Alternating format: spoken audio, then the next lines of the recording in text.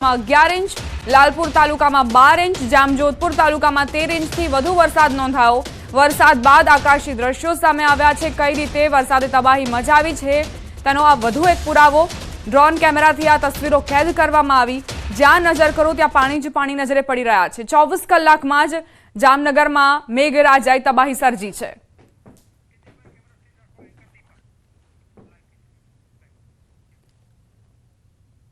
સંવાદદાતા કિંજલ જોડાઈ ગયા છે વધુ જાણકારી સાથે। કિંજલ, કયા કયા એવા વિસ્તારો છે જે પ્રભાવિત થયા છે અનરાધાર વરસાદથી? બિલકુલ દીપા, જે પ્રકારે વાત કરવામાં આવે, જામનગર જિલ્લામાં છેલ્લા 24 કલાકમાં વરસાદ છે તે વધુ વરસી રહ્યો છે। આમ તો છેલ્લા 2 દિવસથી જન્માષ્ટમી બાદ જે વરસાદ છે તે વરસાદને લઈને ઠેર ઠેર તારાજીના દ્રશ્યો છે તે સામે આવી રહ્યા છે। જામનગરની વાત કરીએ તો જામનગર શહેરના પટેલ પાર્ક વિસ્તાર છે, આ ઉપરાંત સરકારી વસાહત છે, સરકારી વસાહતમાં પણ પાણી ઘૂસ્યા છે। જે લાખોટા તળાવ છે તે લાખોટા તળાવની બાજુમાં પણ પાણી ઘૂસ્યા છે। બીજી તરફ વાત કરવામાં આવે તો જામનગરના દરેડનું જે ખોડિયાર મંદિર છે એ પણ પાણીમાં ડૂબ્યું છે। ત્યાં 3 સગર્ભા મહિલાઓ છે તે ગઈકાલ ફસાઈ હતી, તેને એસડીઆરએફ દ્વારા રેસ્ક્યુ કરવાની કામગીરી છે તે હાલ કરવામાં આવી રહી છે। એક તરફ ઉપરથી પાણીનો પ્રવાહ છે તે વધી રહ્યો છે, ત્યારે બોટ મારફતે રેસ્ક્યુ કરવું પોસિબલ નથી, ત્યારે હાલ હવાઈ સેનાની મદદ લેવામાં આવે તેવી પણ મદદની વાત છે તે સામે આવી રહી છે। અને હાલ જામનગરમાં ઠેર ઠેર જે પ્રકારે વાત કરવામાં આવે, જળ ત્યાં સ્થળ અને સ્થળ ત્યાં જળના દ્રશ્યો છે તે દીપા જોવામાં આવી રહ્યા છે। આભાર કિંજલ જાણકારી આપવા માટે। જમીન ત્યાં જળ અને જળ ત્યાં જમીન જેવી સ્થિતિ અત્યારે સર્જાઈ છે। આકાશી દ્રશ્યોમાં સ્પષ્ટપણે કહી શકીએ કે આ જામનગર નહીં, જામનગરના રસ્તાઓ નહીં, પરંતુ એક બેટની તસવીરો હોય।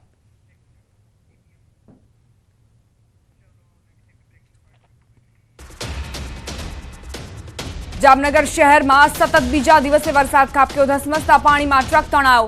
7 થી 8 ફૂટ પાણીમાં ટ્રક તણાયાનો વિડીયો વાયરલ થયો।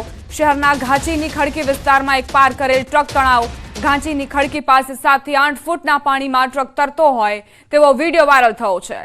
તો આ દ્રશ્યો જુઓ, ટ્રકે પણ પાણીની સામે નતમસ્તક થઈને ડૂબી જ ગયો છે અને આખો ટ્રક પાણીમાં તરતો જોવા મળ્યો છે। મહાકાય ટ્રક, મહાકાય વાહનો તે પણ આ ધસમસતા પાણીની આગળ ઝૂકી ગયા છે।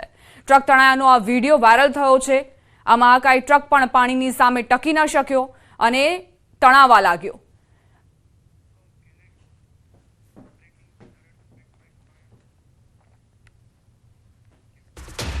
જામનગરમાં ધોધમાર વરસાદ, દરેડનું ખોડિયાર મંદિર પાણીમાં ગરકાવ થઈ ચૂક્યું છે।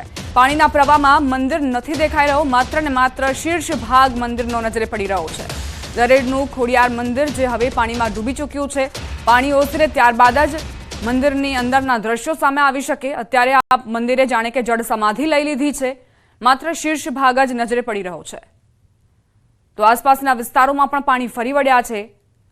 જળાશયો અને નદીઓ બે કાંઠે વહેતા થયા છે અને એવામાં આસપાસના વિસ્તારોમાં પાણી ફરી વળ્યા છે।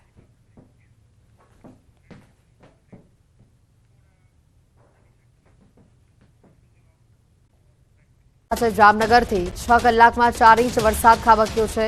જોડિયા, ધ્રોલ, કાલાવડ, લાલપુરમાં વરસાદ જોવા મળ્યો છે। બેડગામ પાસેનો વિસ્તાર બેટમાં ફેરવાઈ ચૂક્યો છે। રસ્તા પર ધસમસતા પાણી ભરાતા લોકોને હાલાકી વેઠવી પડી રહી છે। 12 કલાક વીતી ગયા છતાં દ્વારકા અને જામનગરની કનેક્ટિવિટી થઈ નથી।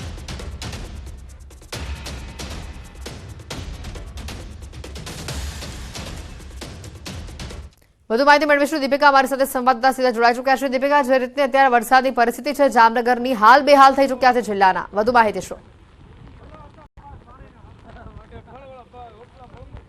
બિલકુલ, પવનની ગતિ પણ સૌથી વધારે છે હેતવી, અને અત્યારે જે પરિસ્થિતિ છે તેમાં જામનગર અને દ્વારકા વચ્ચેની કનેક્ટિવિટી ખોરવાઈ ગઈ છે। કોઈ પણ પ્રકારે ન તો રેલ વ્યવહાર થઈ રહ્યો છે, ન તો વાહન વ્યવહાર થઈ રહ્યો છે, અને તેને કારણે લોકો છે તેમને મહા મુસીબત છે તે વેઠવાનો વારો આવ્યો છે। આપ જોઈ રહ્યા છો રસ્તા ઉપર પાણી ફરી વળ્યા છે। આ હાઈવે છે, આ એ હાઈવે છે કે જે દ્વારકાના ખંભાળિયાથી જામનગર જવા માટેનો રોડ છે। 28 કિલોમીટર દૂર અહીંથી જામનગર છે અને પાછળ દ્વારકા છે। બંને વચ્ચેનો જે પુલ છે, જે હાઈવે છે, તે હાઈવે ઉપર પાણી એટલા બધા ભરાયા છે કે તેને કારણે ખાસ કરીને તમામ વાહનો અહીંયા રોકી દેવા પડે છે। પોલીસ ડિપાર્ટમેન્ટ દ્વારા પણ ખાસ આખી રાત અહીં ડ્યુટી કરવામાં આવી, જેથી કરીને કોઈ પણ વ્યક્તિ આગળ ન જાય। જેને જવું હોય તે લોકો હાથ પકડીને જતા હતા, છતાં પણ ગઈકાલે જે રાતના પણ લગભગ કહી શકાય કે 6 ઇંચ જેટલો વરસાદ વરસ્યો અને તેને કારણે આ પાણી છે તે વધારે વધી ગયા છે. હું બાજુના ખેતર બતાવવા માંગીશ કે જે ખેતર છે તેમાં પણ પાણી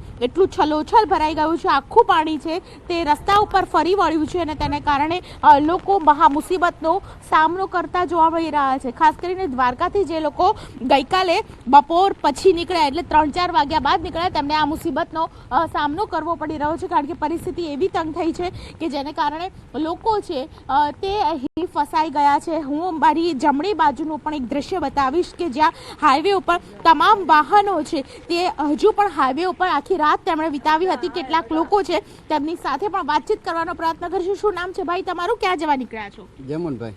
હા, ક્યાં જવા નીકળ્યા છો? જામનગર. જામનગર જવા. કેટલા વાગે નીકળ્યા તમે? અમે કાલના છીએ. કાલના અહીંયા જ છો? હા. એટલે આખી રાત ગાડીમાં કાઢી? હા, બસમાં. બસમાં કાઢી. અચ્છા. અને આ બસની અંદર બધા લોકો બેઠા છે? હા, બધા બેઠા. બધા આખી રાત જ બેઠા આખી રાત અમે. આ બસ જુઓ, આ બસ દ્વારકાથી નીકળી હતી હેતવી અને બસની અંદર આખી રાત તમામ લોકો રોકાયા. હાઈવે ઉપર જ લોકોએ રોકાવાની ફરજ પડી, કારણ કે જે પ્રકારે પરિસ્થિતિ ખરાબ થઈ અને તેને કારણે તમામ વાહનો છે રોડ પર રોકાઈ ગયા.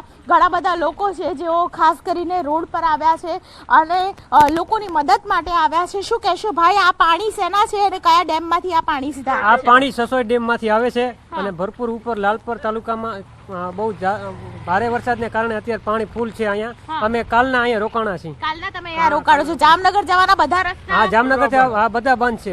બધા બંધ. અચ્છા, કયો રસ્તો મારે જામનગર અત્યારે જવું છે? કયા રસ્તા ખુલ્લા છે? લાલપુર વાળો હાઈવે ખુલ્લો? ના, બધા બંધ રસ્તા. ખંભાળિયાથી કોઈ રીતે જવાનું? રસ્તો કોઈ રસ્તા જ ચાલુ નથી, કે બધા બંધ છે. બિલકુલ. દ્વારકામાં જન્મોત્સવ કરવા આવેલા લોકો કે જે બપોર બાદ નીકળ્યા હતો તે લોકો પણ અહીં હાઈવે પર અટવાઈ ગયા છે. પરિવાર સાથે લોકો જે નીકળ્યા છે તેમની પરિસ્થિતિ એવી ખરાબ છે કે લોકો આ પરિસ્થિતિની અંદર અહીંથી પસાર થવા માટે મજબૂર બન્યા છે. ભાઈ, ક્યાં નીકળ્યા હતા તમે? મોડાસા. મોડાસાથી નીકળ્યા હતા. અચ્છા. દ્વારકાથી. ખોલો. આ ખુલતા નહીં. ખુલતા નથી. બહાર આવી જાઓ. શું કેટલા આખી રાત અહીંયા ગાડીમાં રોકાયા? કાલે 2 વાગે. 2 વાગે રાત્રે 2 વાગે અહીંયા હાઈવે પર કાલે આવ્યા. બપોરે 2 વાગે. બપોરે 2 વાગે આવ્યા. બપોરે 2 વાગે. અને બપોર 2 વાગે થઈ હજુ સુધી હાઈવે ઉપર છો? હજુ સુધી હાઈવે પર છે. અચ્છા. હેતવી, આ પરિસ્થિતિ છે. 24 કલાક લોકોએ આખી રાત ગાડીમાં વિતાવી છે અને આપ હજુ પણ જોઈ રહ્યા છો તમામ જે લક્ઝરી છે એ લક્ઝરી પણ હજુ હાઈવે ઉપર જ છે. તમામ લોકો હજુ ગાડીમાં બેઠેલા છે અને ખાસ કરીને આ પરિસ્થિતિને સામનો કરી રહ્યા છે કે ક્યારે પાણી ઓસરે. એવું કહેવામાં આવ્યું હતું પોલીસ કર્મચારીઓ દ્વારા કે 12 કલાક થશે આ પાણી ઓસરતા, પરંતુ વરસાદ એટલો વધી ગયો રાતના સમયે કે અહીં રોડ ઉપર જ તમામ લોકોને આખી રાત વિતાવી પડી. હેતવી, બિલકુલ જે રીતે અત્યારે પરિસ્થિતિ આ રસ્તા ઉપર જોવા મળી રહી છે. વધુ અપડેટ દીપિકા આપની પાસેથી મેળવતા રહીશું. હાલ જામનગરના આજે નેશનલ હાઈવેના રસ્તા આપને બતાવ્યા કે જે 2 જિલ્લાને રસ્તો જોડે છે ત્યાં પરિસ્થિતિ ખૂબ જ તંગ છે. ગઈકાલ બપોરના 2 વાગ્યાથી લોકો અહીંયા ફસાયેલા છે.